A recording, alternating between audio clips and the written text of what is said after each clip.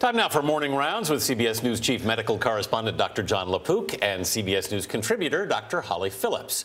First up, a new study out this week found patients are often charged drastically different prices for the same medical procedures. Here's John with more. In 2008, when Nancy Marie Bergman of Merrick, New York, was diagnosed with breast cancer, she struggled not only with her disease, but with figuring out how much it would all cost. It put more stress on me than the actual diagnosis of cancer. The report by Castlight Health, which studies healthcare costs, ranked cities by the price of common women's services, such as office visits, HPV screening, and mammography. Sacramento, California ranked highest on mammograms at an average of $485 compared to $159 in Cincinnati.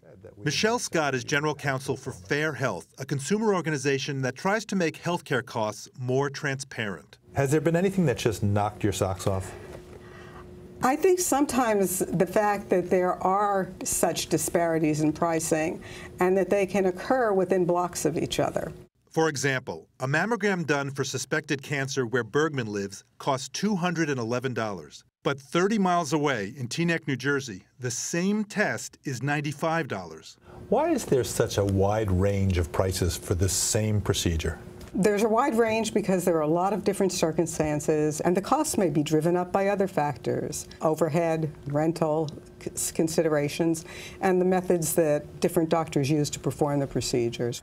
I think consumers need to take a more proactive role in their health care. There are tools that they can use in order to make proper decisions so that they can be the educated consumer, which we need to be in today's day and age.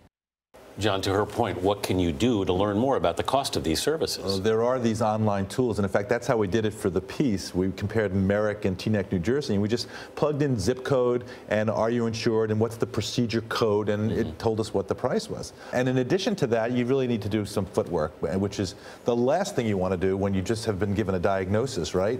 But you may have to pick up the phone and call your insurance company or have a loved one do it and track down exactly how much of these cost. The thing that scares me here is when you see two different prices for something, you wonder if somehow the cheaper price is not going to be as good, if you know what I'm saying. Right, and that of course that is an issue, but we're going to assume that a mammogram done in one place is the same as in another place. That may not perfectly be true, but we're going to assume that. I mean, you shop around for a mortgage, right? Yeah.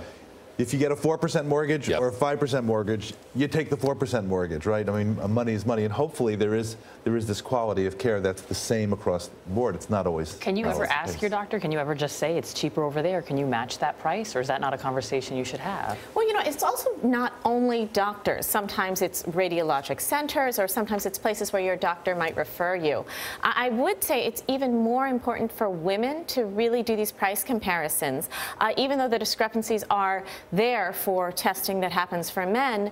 Women tend to consume more health care than men, so we really need to pay attention to it even more. Vanita, I love your question. I love what you just said about asking your doctor, because we tend to avoid that, and it's like, who wants to talk to their doctor about money? It's kind of icky, but yes, we have to do it, and doctors have to know better how much things cost, and we have to be able to be their partner in there and help them out. I mean, you would never, you go into a restaurant, you see things, the prices are on the menu, you know exactly what it is, you pay and you leave. Here, you may consume all of these different products, these procedures, have things done, go in the hospital, and you don't find out till weeks or months later, I'm in the hole for a lot of money.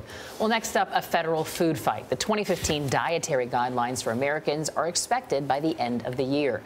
A congressional hearing took up the proposals this week. The committee sparred with federal officials over several of the recommendations. So what is the dietary guideline what you're supposed to eat in a given day? It's really sort of a broad advice that comes out every 5 years. The last time it came out, it was in 2010, and now we're expecting to get new dietary guidelines in December of this year. It's put out by both the Department of Agriculture and the Department of Health and Human Services, and it's advised by a large panel of scientists and people in the medical community. It's supposed to just provide broad advice to Americans about nutrition. What is our healthiest diet? What should we be eating, and also what should we not be eating? But what's really significant about this is that it also has policy implications.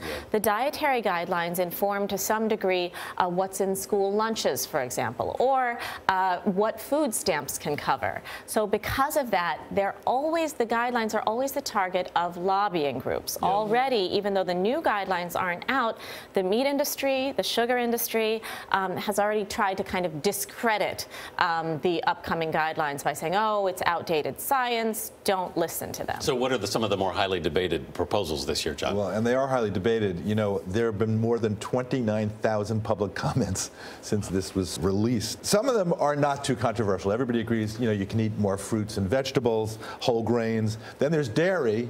So the guidelines say a healthy diet is higher in low or non-fat dairy. But now there's some people saying, well, maybe whole milk in the right amount, you know, is fine, not so bad. The report says American diets are too high in sodium, saturated fats, refined grains, and added sugars. And then you have this argument about, well, how much is too much? And I also think it's one of those things that when you look at what will likely be the 2015 dietary guidelines compared to the 2010, it's everything changes, but everything stays the same. You know, really the bottom line is eating, as John said, a diet high in fruits, vegetables, beans, nuts, low-fat dairy, fish.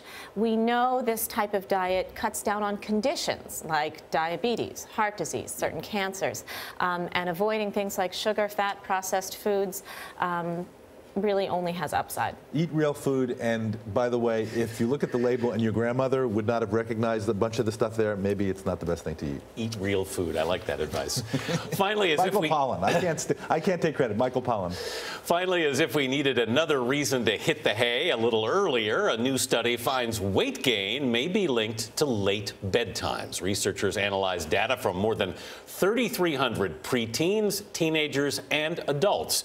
They found every hour they delayed their bedtimes was associated with a gain of just over 2 points on the body mass index. This increase happened over a period of about 5 years. I think it's so interesting as well, particularly as it relates to teens, because teens naturally their circadian cycles start to adjust and they want to go to bed later. Yeah. But then, you know, they might end up missing out on a certain amount of sleep. But even if they get the same amount of sleep, going to bed later was associated with this BMI increase. Yeah, so how might that be, right? Stuff is happening when you sleep. Your immune system's repaired. These hormones get repaired. So it's not just the duration, though, but it's actually, if it's later, the circadian. The non-scientific, though, also is you're bored. You're up. You're eating. Late right? night snack, you know? Midnight snack. They say, yeah, if you had a lot of junk food, that was the one thing. Junk food did actually increase your BMI. What a surprise. Yeah. Dr. John Lapook, Dr. Holly Phillips, thank you both very much.